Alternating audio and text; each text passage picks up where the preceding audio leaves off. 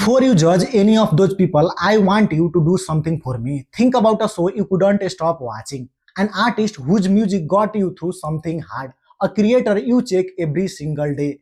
Got someone in mind. Now ask yourself, if they disappear tomorrow, how do you feel? Yeah, the feeling you just had, that's what we are talking about today. My name is Krishnandan Yadav, and today we are going deep into one of the strangest things that human beings do. We take other human beings, the people we have never met, the people who doesn't know we exist, and we give the kind of love, the kind of devotion, and the kind of loyalty that is to be reserved for the God. And the wild part, it is not crazy, it is not stupid, it is not even new. Your brain is doing exactly what it is built to do. The problem is it is built for the world that no longer exists. In the next 20 minutes, I am going to show you the science, the system, and the dark side of celebrity worship. And I promise you, by the end of this video, you will never look at your screen the same way again. Let's start with your brain, because your brain is lying to you, and it has been for long. Let's go back, way back, about 200,000 years back. Imagine you are a human being living in a small group, maybe 50 people, maybe 150. You are out in the open, predators are real, starvation is real, dying alone is real. In this world, knowing the people around you is not just nice to have, it is survival. So your brain became incredibly good at tracking faces. It learned to recognize who is safe, who is powerful, who has food, who has protection. Every face you see regularly, your brain files away. It says, I know this person is part of my world, I should pay attention to them. Now here is where it gets interesting. The system, the one your brain uses to track people, has one very big flaw. It cannot tell the difference between someone you know in real life and someone you see on the screen. When you watch the same person's face again and again and again, your brain does not say, this is a stranger on the internet. Your brain says, I know this person. It releases oxytocin. That's the bonding chemical. The same one you get when you are with your people you actually love. You feel warmth, you feel connected, you feel like they are part of your life. Because to your brain, they are. This even has a name. In 1956, two researchers named Donald Houghton and Richard Wood called it a parasocial relationship. Para meaning beside or alongside something that is not real but not fake either. It's a one-sided relationship that your brain treats as a real. And before you think, I would never fall for that, let me ask you again. The person you thought at the beginning of this video, you have parasocial relationship with them. We all do. It is not a weakness, it is just a human wiring. But here is where it gets bigger than just, oh, I like this person. Here is another layer to this, and it goes even deeper into our evolution. In every human group that has ever existed, there were high status people. The best hunter, the wisest elder, the strongest warrior. And here is what evolution figured out early.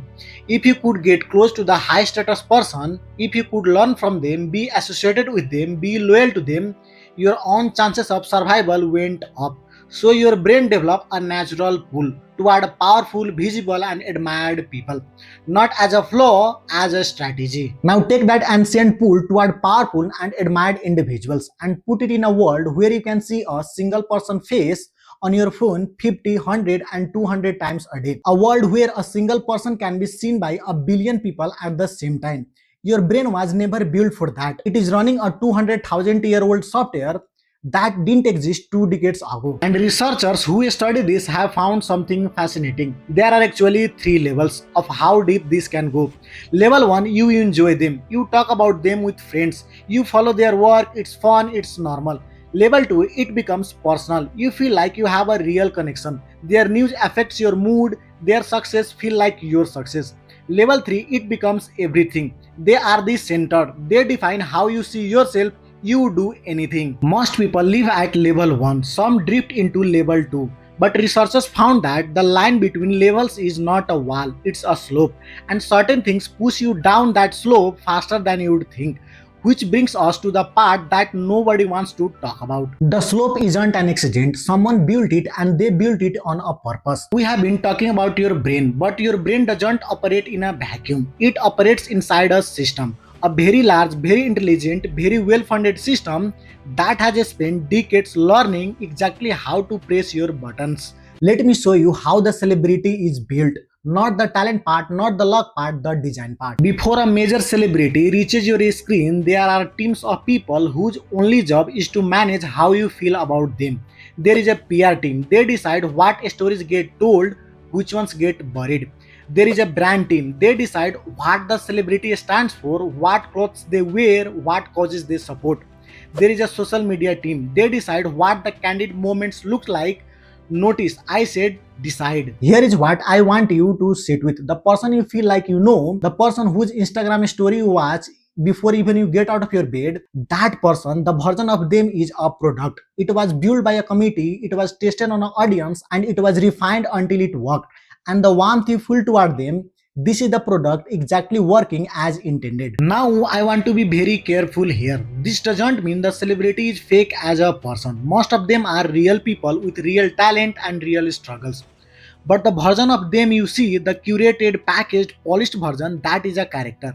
And you are in a relationship with a character, not the person. And this is where social media completely changed the game, because social media gave celebrities the most powerful tool in the history of parasocial relationship, the illusion of access. Think about what a celebrity Instagram story actually is. It's them in their kitchen, it's their dog video, their lunch, and their tired face. And we think, wow, I'm seeing the real them. But here is the thing, every single of those posts was a choice. That casual photo took 4 tries. That unfiltered caption was rewritten twice. The dog video was posted because the engagement data shows that paid content build parasocial bond. The intimacy is real in how it feels, but the intimacy was engineered. And look at the comments. You make me feel less alone. That is a real feeling. That feeling matters. But it was produced. The same way a film score makes you cry in a movie, it doesn't mean the emotion wasn't real. It means the emotion was manufactured by a professional. Now here is where it gets even more interesting, because the celebrity worship isn't about a celebrity anymore. It is something much older, much more human. It is about belonging. When you become a fan of someone, you don't just get a relationship with a celebrity, you get a tribe, you get a language, inside joke, nicknames, references that only people in a group understand. You get an identity. I'm a Swiftie, I'm a Stan, I'm an army. You get a shared image. People who don't get it, people who criticize your celebrity. And you get a shared rituals, album releases date, concert, streaming parties. Sound familiar, shared language, shared identity, shared rituals, and shared image. This is how exactly religion works. This is exactly how tribe works. Psychologist Emile Durkheim has a word for what happens when a group of people gather together around a shared symbol and collectively feel bigger than themselves. He called it collective effervescence. He was describing a religious ceremony, but he could have been describing a Taylor Swift last concert he watched on someone's phone. This is the part that always gets me. People don't love celebrities because they are shallow. They love celebrities because they are human beings who need connection, who need meaning, who need to belong to something. And the celebrity, or more accurately, the system around the celebrity, feel all those three needs at the same time. This is incredibly powerful, and the power is in wrong hands and can do a lot of damage. Because here is what nobody in the system wants you to know. The thing they benefit most from is keeping you exactly where you are, emotionally invested, locked in, and dependent. And what happened to a person who get locked in too deep? This is what we are going to talk about now. And I'm warning you, this gets dark. I want to introduce you to a concept that researchers call celebrity worship syndrome. The name sounds clinical, cold, judgmental even. But the research behind it is just sad. Not because the people who experience it are broken, but because of what it tells about what they were looking for. Here is what happens when a parasocial relationship start to replace the real ones. The celebrity is always available whenever he wants. They are on your phone, in your ears, and on your screen. They never had a bad day with you. They never disappoint you like the real people do. They never leave. But the real relationship is messy. Real people are unavailable. Real connection requires vulnerability, and vulnerability is a scary. So the brain does something very understandable. It prefers safe version. Studies show that people with higher levels of celebrity worship often report lower satisfaction in real relationship. Not because they are bad people, but because the parasocial relationship is meeting the need just enough to take the urgency away from building something real. And then there is a money side. This one hurts to talk about, because the industry knows with the data that emotionally invested fans will spend in a way that aren't rational. Concert tickets that cost weeks rent, merchandise bought to feel closure, platform subscriptions, fan clubs, digital goods that literally do not exist in a physical world. One study found that fans of a celebrity brands are likely to spend an average of 12 times more than non-fan customer. 12 times, and the marketing is specifically designed to activate that parasocial bond before you are asked to buy something. I'm not saying buy nothing, I'm saying be aware of what's pulling you before you open your wallet. But the hardest part of this, the part that I kept coming back while I was researching this video, isn't about fans, it's about celebrities, because we almost never talk about that. What does it do to a person to be worshipped? The parasocial relationship is one-sided, but the celebrity lives inside it too.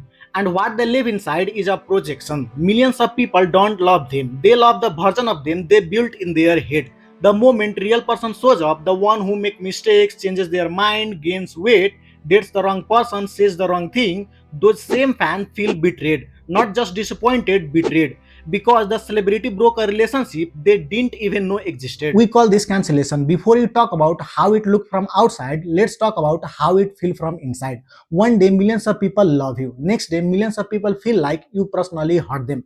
Not because what you did, but because they wanted you to be something and you weren't.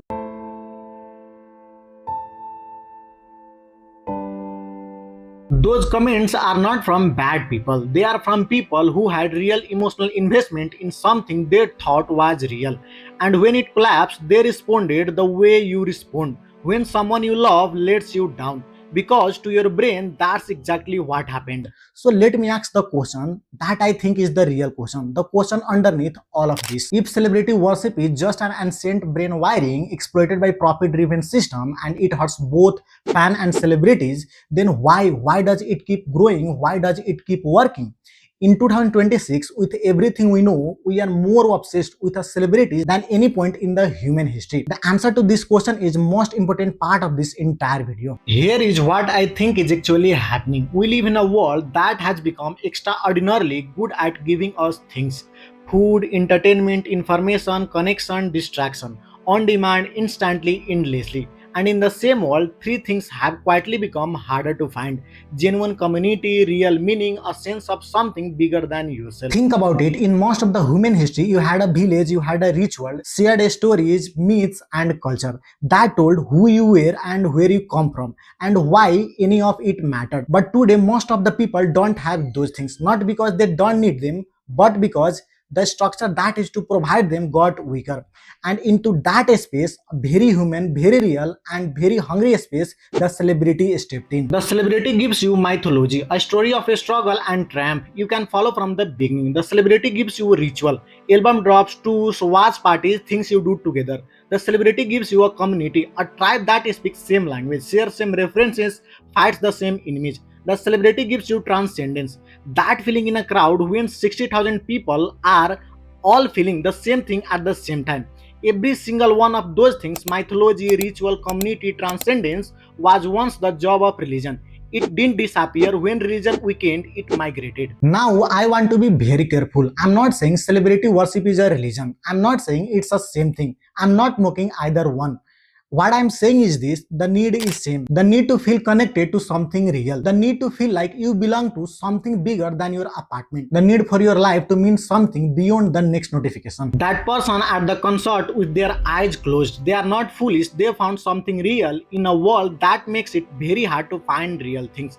The problem is not the feeling. The problem is the container it comes in. Because the container, the celebrity, the brand, the system doesn't love you back. It cannot. It doesn't know you exist. And it sell you tour ticket, merchandise bundle, platform subscription, and parasocial relationship that keeps you coming back until the moment you are no longer useful to it. That is not a relationship, that is a product that you buy with your time, money, and emotional energy. Here is the thing though, I'm not here to tell you to stop. I follow creators, I have an artist I love, I have a podcast I never miss. Parasocial relationship doesn't disappear when you understand it, but something changes when you understand it. The grip loosens. You can enjoy for what it is without needing it more. You can be fan of someone without being a follower. You can love someone's work without needing them to save you. Because what celebrity worship is really pointing to underneath all brain science and the PR machines and billion-dollar systems is a longing. A very old, very honest, very human longing to feel like you matter, to feel like you belong, to feel like this life means something. That longing is not pathetic. That longing is the most human thing about you. It just deserves a better answer. than algorithm can give you. So here is what I want to leave you with. Next time you feel that pull, the urge to check, to watch, to scroll and to follow, just ask yourself, what am I actually hungry for right now? Not just because I'm addicted to my phone, not because I'm just obsessed with that person. What do I actually need in this moment? Connection, call someone. Meaning, make something. Belonging, go somewhere. Transcendence, find your version of it. The feeling is real, the need is real. You just have more options than your algorithm wants you to know. Those people at the beginning of this video, the ones crying, the ones reaching, the ones with the tattoos, they are not lost, they are looking. And if they are lucky, someday something will reach back. That's what I have got. If this made you think something differently about the celebrities you love and the apps on your phone and what are you actually looking for, then this video did what I wanted it to do. Drop a comment and tell me who you thought at the beginning of this video. I read everything. See you in the next one.